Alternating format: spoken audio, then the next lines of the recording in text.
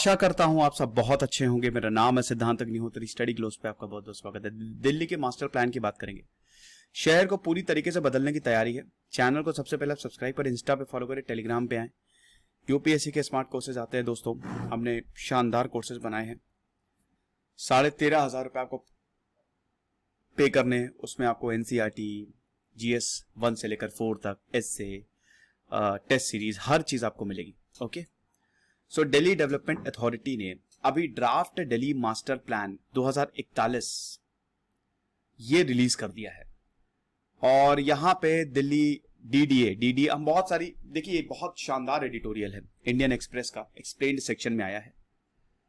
और यहां पे आप समझिए कि लोगों से पूछा है कि बताइए क्या ये ठीक है, क्या बढ़िया है, कैसा प्लान है ये, आप हमको बताइए। मास्टर प्लान आप समझिए कि 2021 के ही रिपीटेटिव ऑब्जेक्टिव्स हैं। लेकिन दोस्तों क्या ये खराब है? बिल्कुल भी नहीं। लेकिन क्या ये अच्छा है? देखेंगे दोस्तों। GNCT अमेंडमेंट एक्ट, जिसका कुल मिला के सार यही है कि अब जो पावर है वो ज्यादा सेंटर के पास होगी। तो एक तरीके से ये जो मास्टर प्लान आया है 2041 का, इसका शहर पे क्या इफेक्ट पड़ेगा? सबसे पहली बात तो क्या शहर बदल जाएगा? आप ये समझिए कि डीडीए को 1957 में स्टैब्लिश किया गया था। हर एक शहर की डेवलपमेंट अथॉरिटी होती है कि नहीं भाई? भारत का जो फेडरल स्ट्रक्चर है क्या है? सबसे पहले केंद्र है, फिर राज्य है, फिर अर्बन लोकल बॉडीज है, जिसमें म्युनिसिपैलिटीज और पंचायती सिस्टम आ जाता है। तो आप ये समझिए कि 1957 से लगातार ये काम कर रही है दिल्ली के लिए। लेफ्टिनेंट गवर्नमेंट चेयरमैन है डीडीए के। अब आप समझिए कि डीडीए ने प्लान बनाया है और लेफ्टिनेंट गवर्नमेंट इसके लेफ्टिनेंट गवर्नमेंट बोल देते क्या, लेफ्टिनेंट गवर्नर इसके चेयरमैन होते हैं।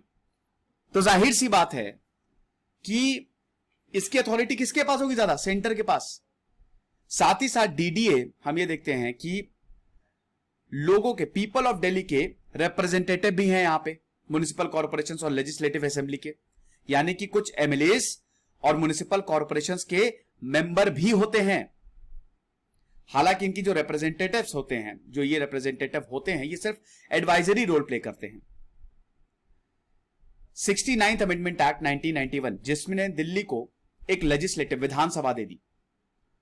पुलिस, लॉ एंड लैंड को छोड़, पुलिस मतलब लॉ, लैंड और पुलिस को छोड़ के आप ये समझिए कि बाकी सब चीजें दिल्ली सरकार के पास आएगी। यानी कि पुलिस केंद्र के पास रहेगी, जमीन भी केंद्र के पास रहेगी।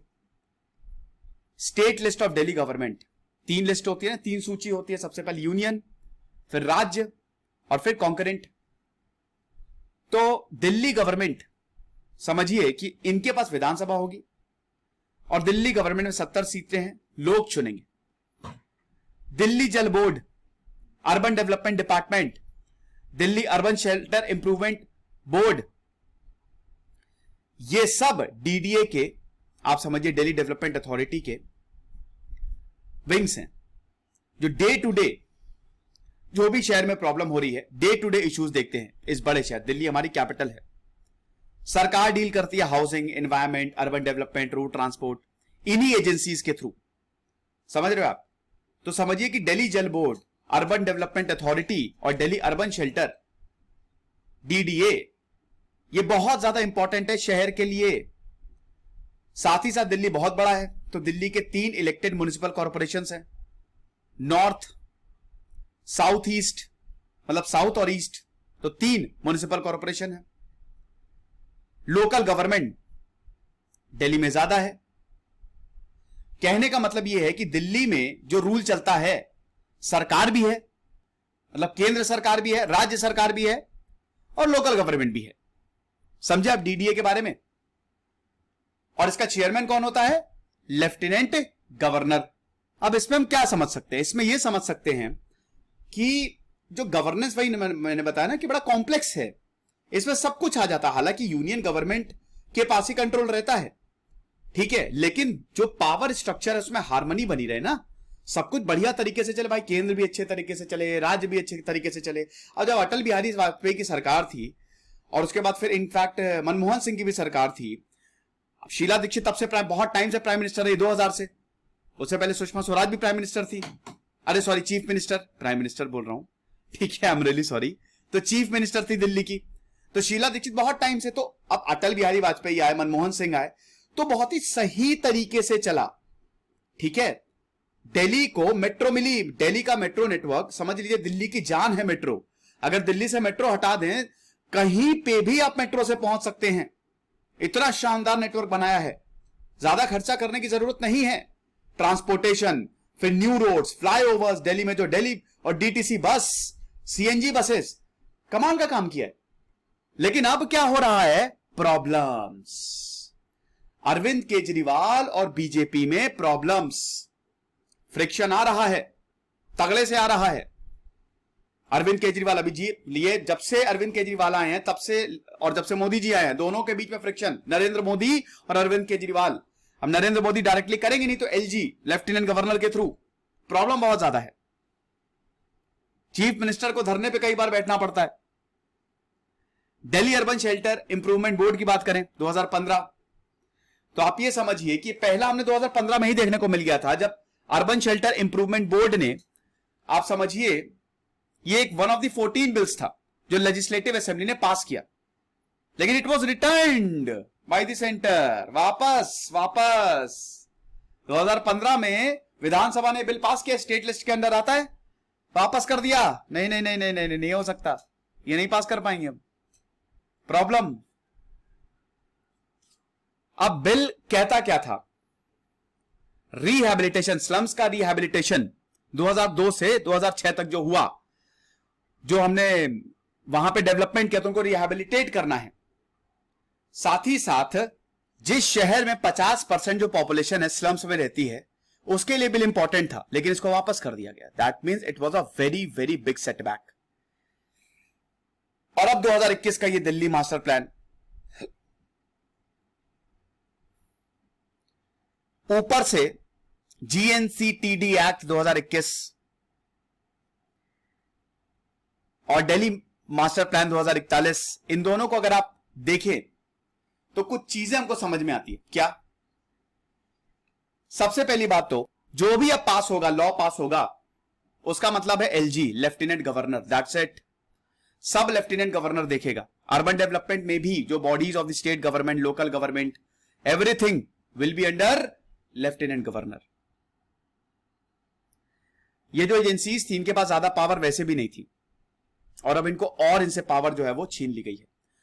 तो इसीलिए यहां पे जो टर्म गवर्नमेंट है उसको पूरी तरीके से रिडिफाइन कर दिया गया है।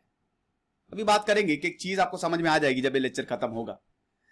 दूसरी बात, सेकेंडली, ये जो एक्ट है it actually empowers the lieutenant governor with executive action. हम जीएनसीटीडी एक्ट की बात कर रहे हैं, जिसने पूरी ताकत, समझ लीजिए अब सरकार की ताकत गई और सब एलजी के पास आ गए। Day to day matters, national capital territories, state assemblies, कुछ भी बनाए तो भैया एलजी की पहले परमिशन ले, माई बाप कर लें ये हम, ठीक है। तो अब आप ये समझिए कि दिल्ली के लोगों के पास अब कुछ भी कहने को नहीं है।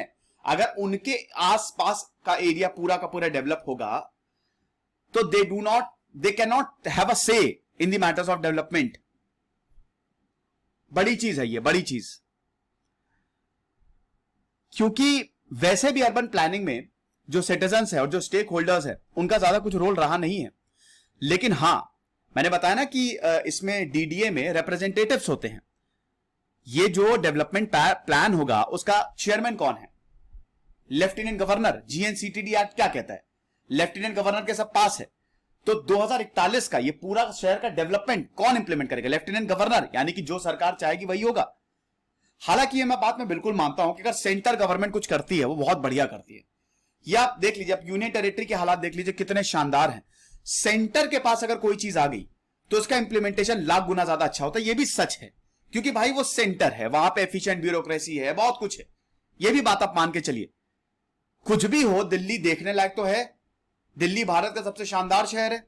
एक बार कोई दिल्ली चला जाए उसको वापस आने का मन करेगा नहीं। वैसे कुछ चीजें भी हैं, कुछ खामियां भी हैं, ऐसा नहीं है, लेकिन यहां पे जो लोग और जो स्टेक होल्डर्स थे वो वैसे ही दिल्ली में कुछ नहीं कह पाते थे। अब वो जो थोड़ा बहुत कुछ कहते थे वो यही डीडीए के थ्रू कहते थे। ठीक है, सैनिटेशन, पावर, कंस्ट्रक्शन, क्योंकि यहां पे इलेक्टेड रिप्रेजेंटेटिव थे ना म्युनिसिपल कॉर्पोरेशंस में, एमएलएस थे। अब वो एमएलएस थ्रू लोग ही तो चुन के आए थे ना। लेकिन जीएनसीटीडी एक्ट ने इसी को ही हटा दिया, इस बहुत इंपॉर्टेंट हाथ को ही काट के फेंक दिया। तीसरी बात, अरे आगे बढ़ जाओ यार, ये एक्ट एलजी को मैंडेटरी करेगा कि ये बिल्स जो है it should reserve for the president. अगर मान लीजिए कोई ऐसा मैटर है जो outside the purview of the state government है, तो एलजी इसको रिजर्व कर देगा। सबसे इंपॉर्टेंट, लैंड की यहां पे बात हो रही है, जमीन की बात हो रही है, क्योंकि अर्बन डेवलपमेंट कैसे होगा? लैंड के थ्रू ही तो होगा ना। तो अगर लैंड के थ्रू होगा, अगर भूमि के थ्रू होगा, तो भूमि क्या है? भूमि किसके पास है? भूमि सरकार, केंद्र सरकार के पास है। फायदा क्या है इसका? कोई फायदा नहीं। इस तरीके के मैटर्स को रिजर्व करना बेसिकली ये अनचैलेंज्ड पावर है सेंटर पे, मतलब सेंटर को कोई कुछ बोल ही नहीं सकता, चाहे जो हो जाए। मास्टर प्लान तो आ रहा है, लेकिन अब जो झुग्गी झोपड़ी वाले हैं उनका आप क्या करोगे? तीसरी बात यहां पे आप समझिए, तो यहां पे ऑथर यही बोल रही हैं कि इस तरीके का जो प्लान है ये काफी ज्यादा पीछे ले जाएगा। आप समझ रहे हो? तो ये जो मास्टर प्लान आया है, अर्बन प्लानिंग वैसे भी बड़ा मुश्किल रहा है वैसे, हालांकि हम लोग तो अर्बन बहुत अच्छे से हम लोग ने किया है, और एक टॉप डाउन अप्रोच हमने, देखिए एक बॉटम अप्रोच होता है, समझते हैं कि नीचे से ऊपर जाना, और एक टॉप डाउन ऊपर से नीचे जाना, ठीक है, कि town and country planning act 1947 of the United kingdom के तर्ज पे हमने जोनिंग, रेजिडेंशियल, इंस्टीट्यूशनल, कॉमर्शियल, मतलब टॉप डाउन बड़ी चीजों को छोटे छोटे में डिवाइड किया है कि किस तरीके से सिटीज को प्लान करना है, transport, commercial, growth, heritage conservation, सब कुछ। और यही बेसिस बना है दिल्ली मास्टर प्लान का ओवर द इयर्स, और 2041 में भी यही चलेगा। लेकिन इस चीज में खाली बड़े लोगों को, टॉप डाउन है तो टॉप के ही लोगों की कंसल्ट किया जाता है। इसमें जो वीकर सेक्शंस है, अब जैसे जो जिनका स्लम है, 50% एरिया दिल्ली का स्लम एरिया है, मतलब लोग रहते हैं वहां पे, आप देखिए मेट्रो में जाते हुए कितना से बड़ा स्लम एरिया है, तो अब उनका ख्याल कौन रखेगा? वो तो इकोनॉमिक वीकर है सेक्शंस है ना, वो सब नहीं है। लोकल स्टेक होल्डर्स गायब, इकोनॉमिक वीकर सेक्शंस गायब, तो ये थोड़ा सा गड़बड़ करेगा। यहां पे ऑथर बोल रही है कि एक अथॉरिटेरियन पॉलिसी है, इसमें सेंटर ही सेंटर दिख रहा है, बाकी स्टेक होल्डर्स नहीं दिख रहे हैं। हालांकि दोस्तों देखेंगे आगे क्या होता है, और बाकी बहुत सारी जो स्कॉलर्स, ईशर, जज आलूवालिया, एलन बर्तौत, ये बोला है कि और भी फ्लेक्सिबल वेज हो सकते थे, मार्केट, लोकल गवर्नमेंट्स को हम लेके आ सकते थे, फाइनेंशियल प्लानिंग, और जो जोन को प्लान करना है, स्टेट का रोल बहुत अच्छा हो सकता था। लेकिन वही ना कि इसमें सब कुछ सेंटर ही सेंटर दिख रहा है। देखेंगे फिलहाल, और हमारे शानदार कोर्सेज आपको जरूर अवेल करने चाहिए। पर्सनालिटी डेवलपमेंट का कोर्स है, 50% ऑफ है, 400 रुपए का सिर्फ ही आपको मिलेगा। साथ ही साथ NCERT history plus policy that will be of 800, और 2500 का आपका पेपर 1। तो बिल्कुल जाइए, हमारा नया app study glows learning app आप डाउनलोड करें। खुश रहिए, पढ़ते रहिए। जैसे सिद्धांत अग्निहोत्री साइनिंग ऑफ।